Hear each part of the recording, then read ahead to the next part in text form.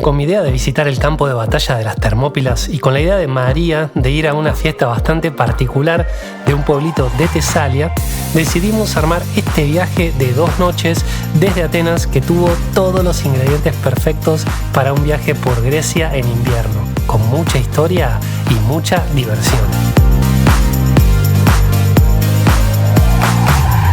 Salimos el 26 de febrero de 2023 en tren desde Atenas a Lamia. Fue barato, 21-30 euros la ida. Nos hospedamos en el Hotel Samaras por 30 euros la noche y de ahí nos fuimos en taxi a las Termópilas. De todas las batallas de las guerras médicas es la que más se visita, la que más fama tiene. Casualmente es una derrota y no una victoria como las demás que he mostrado, que estoy mostrando para este entonces. Lo más importante que hay que saber es que acá tenemos una ruta, que es la que está acá, detrás mío. Tenemos el monte, el Calídromo, y tenemos la estatua de Leónidas. Entonces, cuando uno ve esto, fenómeno, perfecto. Pero cuando vos ves detrás del monumento, hay un montonazo de kilómetros. Creo que son, no sé si son entre 5 o 10 kilómetros de llanura. Entonces, cuando uno viene acá, es como que no termina de entender bien qué es lo que pasó. Una de las cosas que te va a pasar cuando vengas a las Termópilas y no sabes esto es que no vas a entender cómo ese pequeño ejército griego pudo detener a tantos miles de persas. Bueno, la clave es que el terreno en 2500 años cambió y muchísimo. Todo esto que se ve acá es territorio ganado al mar. Para quienes quieran ver más en profundidad acerca de este campo de batalla de los famosos 300 espartanos, Leónidas, Jerjes y los persas, les recomiendo ver mi video que se los dejo acá mismo. Continuando con este vlog, luego de las Termópilas, el mismo taxista nos regresó a Lamia y al día siguiente, luego de un buen desayuno en el hotel, tuvimos un ratito para ver algo de la ciudad. Según la mitología griega, Lamia era una bellísima hija del rey Belo de Egipto y una de las amantes favoritas de Zeus. Cuando Hera se enteró del romance que éste tenía a sus espaldas, enloqueció a Lamia y empujó a matar ella misma a sus hijos. La convirtió en un monstruo con el cuerpo de una serpiente, los pechos y la cabeza de una mujer. Lamia fue condenada al insomnio, no pudiendo cerrar sus ojos, estando siempre obsesionada con la imagen de sus hijos muertos. Zeus le otorgó el don de poder quitarse y ponerse los ojos para descansar. La monstruosa reina sentía envidia de las otras madres y por esta locura devoraba a sus hijos. En la antigüedad, las madres griegas y romanas solían amenazar a sus hijos traviesos con este personaje. Con el tiempo, este monstruo cambió de nombre adaptándose a los mitos y costumbres de otras regiones europeas. Desde tiempos antiguos, esta ciudad era la capital de los Maliegos, quienes dieron nombre al Golfo Malíaco. Se torna importante cuando, al morir Alejandro Magno, los atenienses y sus aliados se rebelaron y vencieron al regente de Macedonia, Antípatro, que se refugió en la ciudad de Lamia. Allí fue asediado por el estratego Leóstenes, quien falleció en este asedio, y finalmente Antípatro, con ayuda de 2 de los famosos generales de Alejandro, primero Leonato y luego Crátero, pudo retirarse y luego vencer en la batalla de Cranón, dando por finalizada las guerras lamíacas en el 322 a.C. y poniendo fin a la democracia y libertad ateniense, como también a sus últimos importantes líderes, entre ellos el famoso político y orador Demóstenes, que se suicidó. Atenas jamás volvería a ser la potencia que supo ser.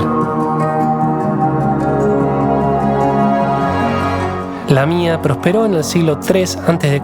bajo hegemonía etolia, que llegó a su final cuando en 192 a.C.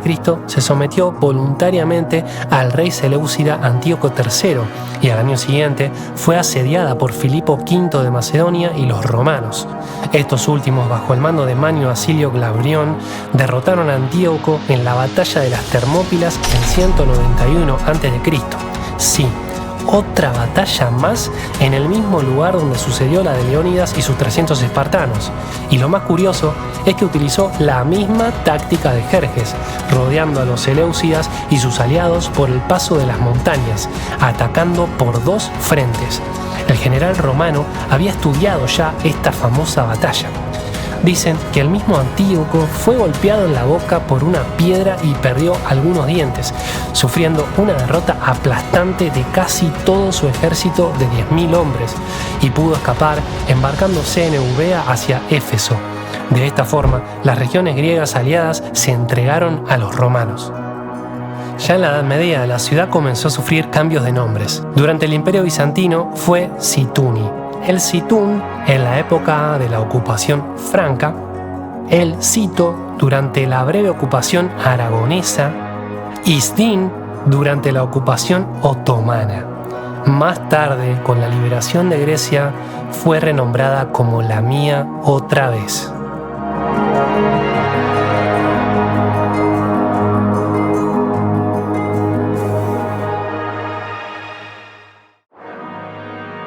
Purani es una fiesta dionisíaca muy especial con raíces en la antigüedad y el paganismo. Es la fiesta del falo. Solo se celebra en Tírnavo, un pueblo de la región de Larisa, conocido por su producción local de tzipuro. Y durante este festival podrá ver su famoso tzipuro a la venta en botellas de cristal con forma de falo.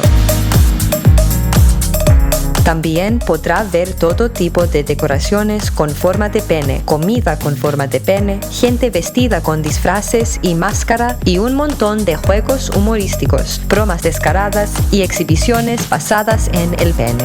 La fiesta tiene lugar el primer día de Cuaresma y comienzo de la primavera. La palabra Purani es en realidad el nombre de la espesa sopa de espinaca sin aceite que se sirve el gran día.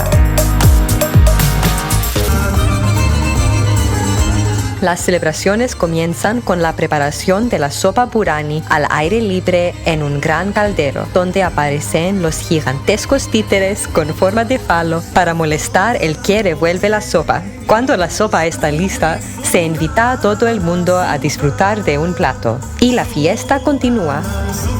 Aquí es donde nos unimos al baile.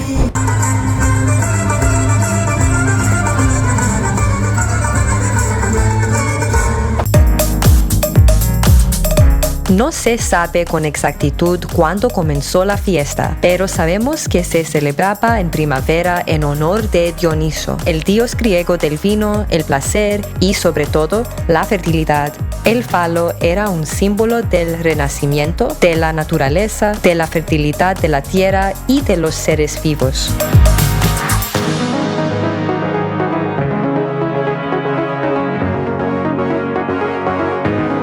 Debido a sus orígenes y rituales precristianos, la Iglesia Ortodoxa griega no aprueba en absoluto el Purani, pero para Tírnavo este acontecimiento perdura y sigue creciendo.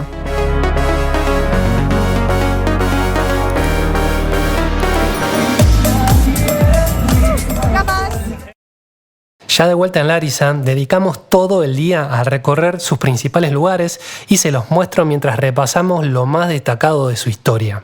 En la mitología griega es en esta región donde sucedió la Centauromaquia, la guerra entre los lapitas y los centauros que habitaban Tesalia, más precisamente en una región de Tesalia denominada Perrebia, al norte de Larisa. Según la leyenda, en la boda de Piritó con Hipodamia, los centauros que estaban como invitados en la boda se emborracharon y no tuvieron mejor idea que intentar violar a todas las mujeres, incluida la propia esposa del rey Lapita. Esto desencadenó una furiosa batalla en la que los lapitas, ayudados por el mítico héroe Teseo, derrotaron a los centauros y los expulsaron de Tesalia. La fundación de Larisa se atribuye a Acrisio, un rey de Argos. Su nombre es de origen pelásgico, es decir, anterior al indoeuropeo o griego. Los habitantes locales, estos perrebos, fueron expulsados de la ciudad por los tesalios. Estamos en la parte más alta de la ciudad. De aquel lado está el teatro, del otro lado está el río. con una constitución democrática, aunque regida por la aristocrática y mítica familia de los Alévadas, que gobernaron todo el distrito pelagiótide, eran estos quienes ostentaban el título de Tagos de Tesalia, un equivalente a estrategos o general.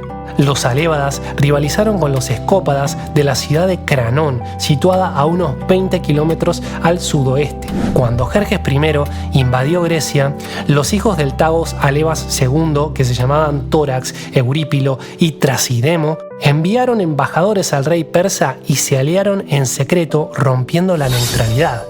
Menciono esta traición de los tesalios en mi video sobre la batalla de las Termópilas, pues obligaron a las tropas griegas a retroceder del paso del Tempe y posicionar su defensa justamente en el paso de las Termópilas. Al finalizar las guerras médicas, Leotíquida II, rey de Esparta, fue enviado a Tesalia a castigar a estos príncipes, pero fue sobornado por los Alévadas y Tesalia se salvó. Esto consolidó el poder de la dinastía. Durante la guerra del Peloponeso, la ciudad fue aliada de Atenas y al final de la guerra, en el 404 a.C., Licofrón de Feras derrotó a los tesalios, incluida Lárisa. Luego, en el 375 a.C., Jasón de Feras se proclamó Tagos de Tesalia.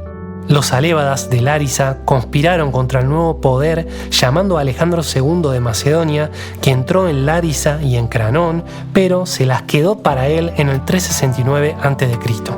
Pronto, Pelópidas de Tebas restauró el antiguo status quo, pero Alejandro de Feras recobró su poder e instauró la tiranía y los Alévadas pidieron otra vez apoyo a Macedonia.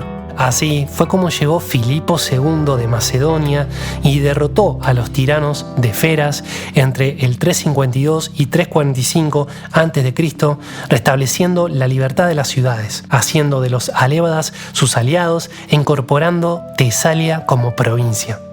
Debido a una de estas victorias en batalla ante los tesalios, es por lo cual Filipo decidió nombrar a su hija Tesaloniki, que significa victoria sobre los tesalios, la media hermana de Alejandro Magno, que le da el nombre a la actual ciudad de Tesalónica.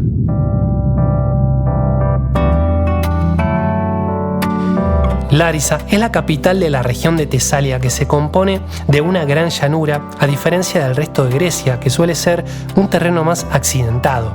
Esto la hizo ser muy próspera desde la antigüedad, entre otras cosas por ser un terreno apto para la cría de caballos, lo que contribuyó a obtener grandes jinetes y una influencia decisiva con su caballería tesalia en los ejércitos griegos antiguos, sobre todo con Alejandro Magno. La caballería tesalia fue una de las tropas de élite de la antigüedad que fue parte del ejército de Alejandro, y es una de las cosas que se puede resaltar cuando uno está en Larisa, la capital de Tesalia. Plutarco nos cuenta que un criador de caballos de Tesalia llamado Filónico le llevó a Filipo II de Macedonia un caballo para venderlo en 13 talentos, pero que al intentar probarlo a los jinetes les pareció indomable. Filipo lo descartó y fue ahí cuando su hijo Alejandro Magno, que aún era un adolescente, le dijo: ¿qué caballo pierden solo por no tener conocimiento ni resolución para manejarlo? Filipo, un tanto irritado, le respondió: increpas a los que tienen más años que tú, como si supieras o pudieras manejar mejor el caballo. A lo que Alejandro respondió: este ya se ve que lo manejaré mejor que nadie. Por lo tanto, Filipo lo desafió a hacerlo y apostaron que si no lo lograba, Alejandro pagaría el precio del caballo. Alejandro se acercó, lo tomó por las riendas y girando lo puso frente al sol, pensando que el caballo, por ver su sombra que caía y se movía junto a sí, era por lo que se inquietaba. Lo acarició y lo elogió por un momento, y viendo que el caballo se iba amansando poco a poco, de un salto lo montó sin dificultad. Tiró al principio del freno suavemente y sin castigarlo le hizo quedarse quieto. Cuando ya vio que no ofrecía riesgo y que hervía por correr, le dio rienda y le aplicó los talones. Filipo y los que con él estaban tuvieron al principio mucho cuidado y se quedaron en silencio. Pero cuando se dio la vuelta con facilidad y soltura, mostrándose contento y alegre, todos los demás prorrumpieron en voces de aclamación. Su padre lloró de alegría y besándole en la cabeza, luego que se apeó le dijo: busca, hijo mío, un reino igual a ti, porque en el de Macedonia no cabes. Alejandro nombró a este caballo Bucéfalo, que significa cabeza de buey o cabeza de toro, apodo que al parecer recibió por el aspecto redondeado de su cara y la considerable anchura de su frente, donde además resplandecía una mancha blanca en forma de estrella. Otras fuentes dicen que esta mancha representaba precisamente una cabeza de toro y que estaba en su espalda.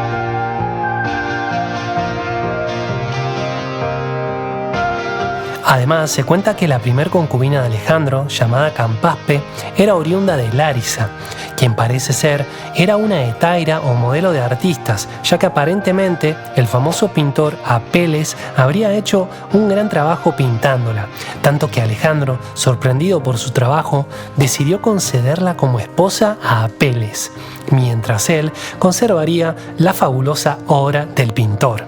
Su fundamento se basaba en que por haberla pintado tan maravillosamente, sin duda significaba que Apeles la amaba más que él. Lárisa es también famosa por haber sido la ciudad donde falleció el famoso médico Hipócrates de Cos en el 370 a.C., considerado como uno de los más destacados exponentes en la historia de la medicina, también conocido como el padre de la medicina. Su escuela intelectual revolucionó la medicina de su época y convirtió el ejercicio de la misma en una auténtica profesión.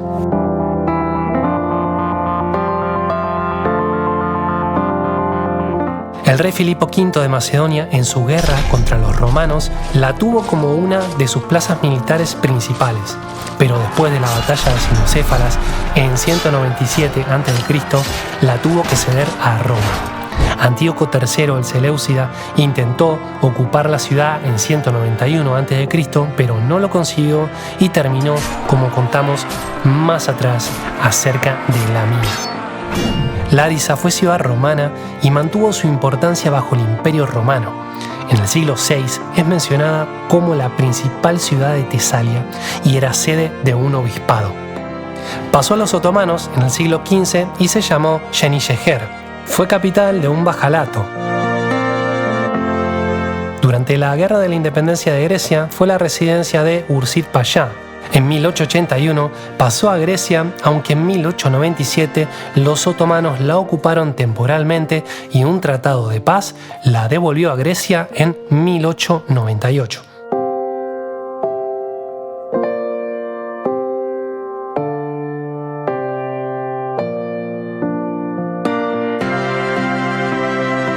Hoy en día, Lárisa es realmente una ciudad muy bonita que nos sorprendió gratamente y que sin lugar a dudas sería un lugar en el que viviríamos. Toda la región de Tesalia tiene lugares maravillosos para visitar, de un importante valor histórico y bellezas naturales sin igual. No te pierdas mis videos de Meteora, una de las joyitas no solo de Tesalia, sino de toda Grecia.